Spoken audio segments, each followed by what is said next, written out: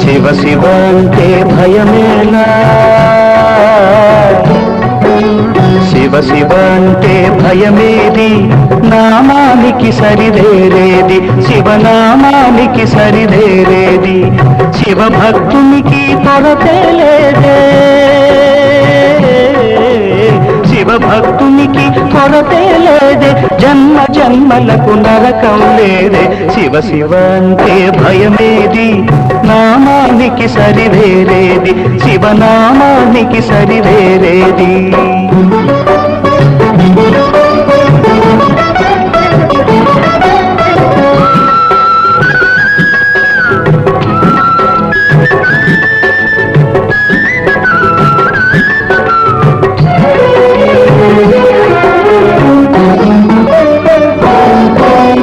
అన్నదానమును సాగించు, నాదను అహమును తొలగించు, అన్నదానమును సాగించు, నాదను అహమును తొలగించు, ఆశ్రిత పాలకు నర్చించు, ఆశ్రిత పాలకు నర్చించు, గిరిజానాధుని భజించు. శివ శివ అంటే భయమేది, నామానికి సరివేరేది, శివనామానికి సరివేరేది.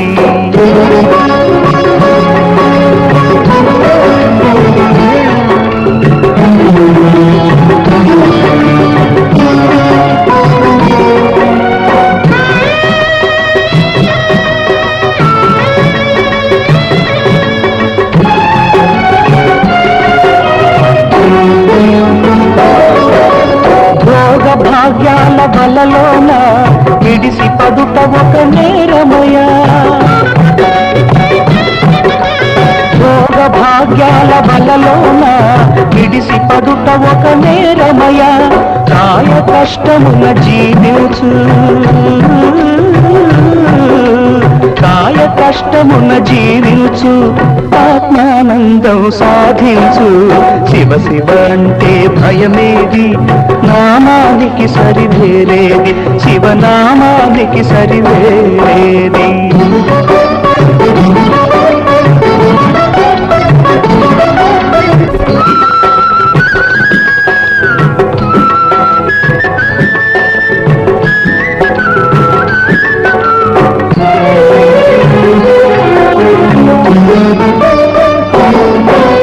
ధ్యానము జగమున తపమయ్యా, దానమే ఘనతర జపమయ్యా,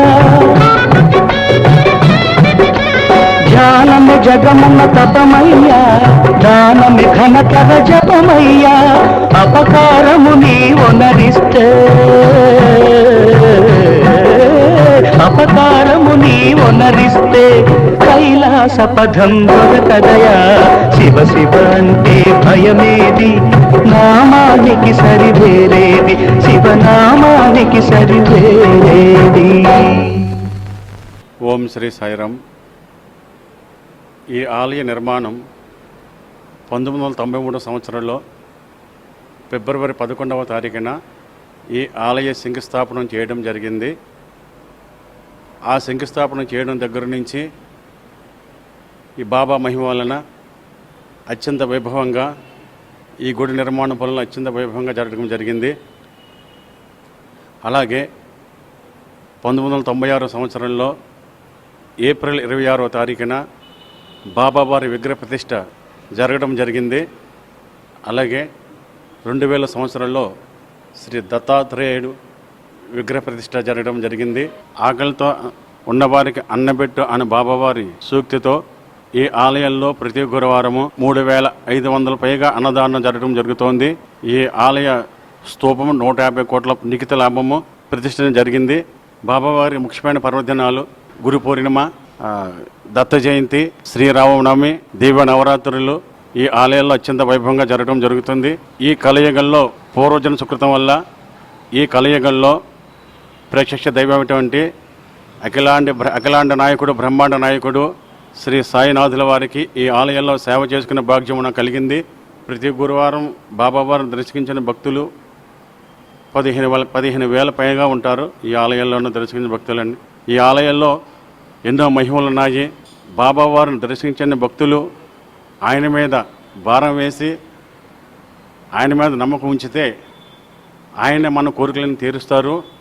ఆయన మీద నమ్మకం ఉంచాలి. ఎందుచేతనంటే బాబావారి మీద కోరాము, మన కోరిక తీర్చలేదే అనే భావన మనలో రాకూడదు.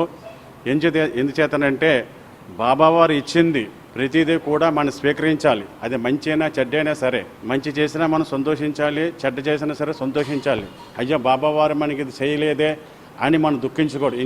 ఎందుచేతనంటే ఆయన చేసింది ఎందుకు చేశాడో బాబావారు, ఏమో మంచి జరగచ్చు అనే భావన మనలోకి రావాలి.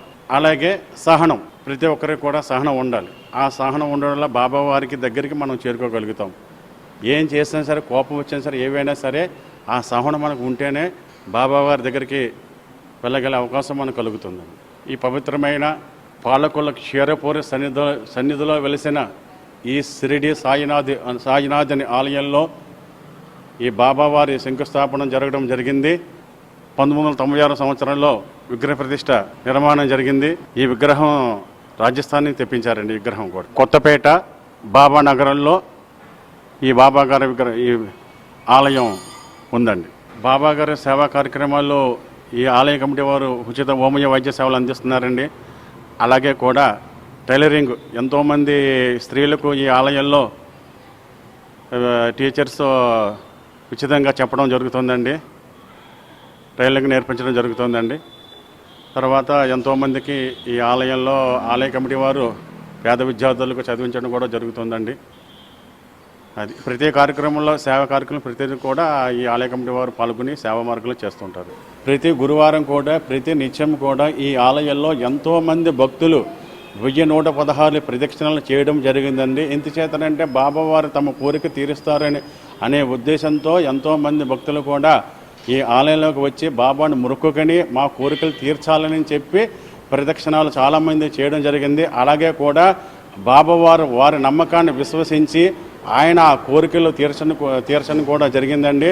చాలామంది ఈ నిరుద్యోగులు కూడా మాకు ఉద్యోగం వస్తే ఈ ఆలయంలో మొదటి జీతం ఈ ఆలయానికి మేము ఇస్తామని చెప్పి విద్యార్థులు చాలామంది కూడా బాబావారిని వేడుకుంటూ ఆయన దగ్గరికి వచ్చి దర్శనం చేసుకుంటూ ఆయన కూడా ఆ కోరిక అలాగే తీర్చాడండి. చాలామంది కూడా ఇక్కడికి వచ్చి ఈ అన్నదానానికి వారికి వచ్చిన ఉద్యోగుల్లో మొదటి జీతం ఈ అన్నదానం కట్టి వీళ్ళు చాలామంది కూడా భక్తులు ఉన్నారండి. ఈ ఆలయానికి మినిమం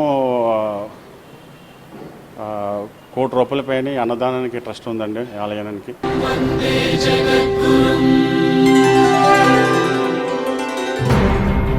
5,000